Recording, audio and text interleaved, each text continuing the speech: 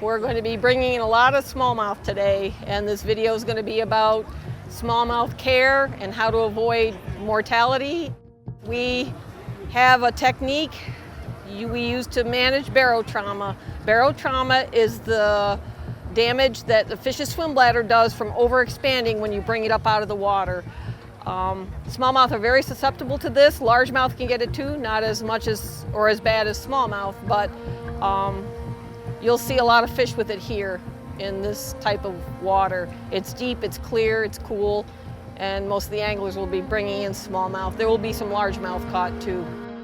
The swim bladder in deep water is like this. When you bring fish up to the surface, it expands, it presses against the heart, so the heart can't pump blood. So no matter how well oxygenated your live wells are, the heart cannot physically pump the blood to absorb the oxygen to get it to the tissues. So it's critical to manage this at the time you notice it. The signs and symptoms of overfilled swim bladders are fish that hang at the surface. Here's the surface of your water, the fish hangs like this or it's completely upside down. The fish will struggle all day to maintain itself in an upright position, which it can't do because that swim bladder has overinflated. The reason smallmouth can't get rid of this extra pressure on their own is because there's no external connection between the swim bladder to the outside world. They can't burp it, they can't just belch it off like you and I could.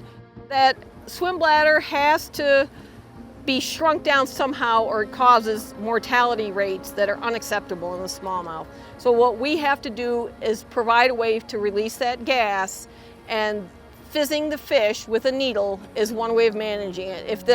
There are other ways.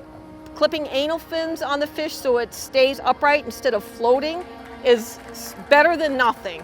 Sometimes that's enough as long as it's not struggling.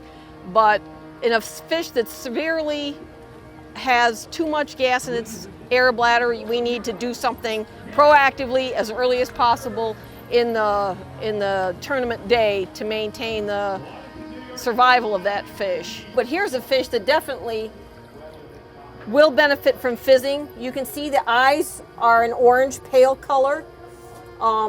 It's upside down, it cannot right itself, it's trying to swim. Those are all indications of a fish that needs fizzing.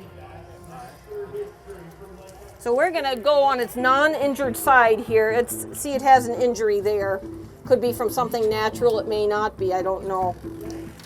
And we have the needle with the reamer right here. That reamer is in place before you fizz the fish. It just floats back behind the bevel. In a smallmouth, there's two indicators you need. There's one, two, three, four. From the base of the fourth spiny ray back towards the anal pore, you draw a line, and then where it intersects coming off this pectoral fin.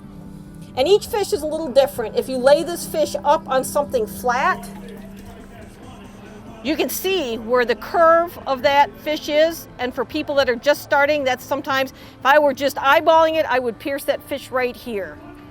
But we're going to use the landmarks, like we said, the base of the fourth spiny ray, 1, 2, 3, 4. So it goes from here to the anal pore. Right there is the anal pore. From that line to here. You put the bevel, the shaved point of the needle up. You sneak it under a scale. Just pierce the skin. It should pierce fairly easily. Then put it straight up and down and pull that reamer out and you get bubbles like that. Now the hardest thing, the technique is easy. The hardest thing is to judge when that fish is neutrally buoyant. See how it still floats at the surface? He's going to feel better and get stronger as his heart's more able to pump the blood throughout his body. So he's just about at the point where he's not floating anymore. So I'll remove that. And you can see the difference in the way that fish is oriented now. He's upright. He still wants to come up a little bit. Anybody can I just cut them and bend them myself. I make it so it just clears that bevel.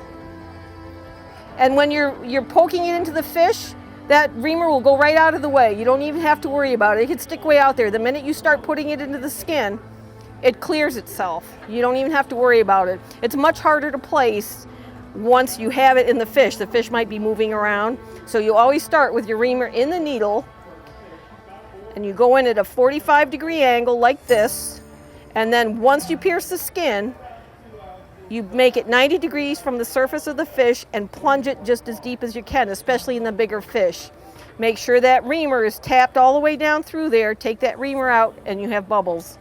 99 times out of 100, if people can't get gas, it's because it's plugging. They're always in the right position, and the thing that makes it unsuccessful is the fact that they didn't have that reamer to clear that plug. If you were to release your fish immediately after catching them, there's absolutely no need for this. And the other thing you have to make sure is guarantee that all your live well parameters are where they should be, that the water temperature is right, the oxygenation is good, and the water's clean and clear. And if those things are in place and your fish is upside down floating at the surface, you need to do something to manage that fish. Either balance it with anal fin clips or perform this barrel trauma relief. And that's just crucial in any tournaments we have up here in the Northeast. One thing that we need to do is acknowledge the difference between viability and just being alive at presentation, at the weigh-in. Viability means a fish goes on to eat and grow and reproduce. A fish that's just alive could be one fin wave away from dying, and that's what we want to avoid. We want to release viable fish that will go on to add to the population in future years.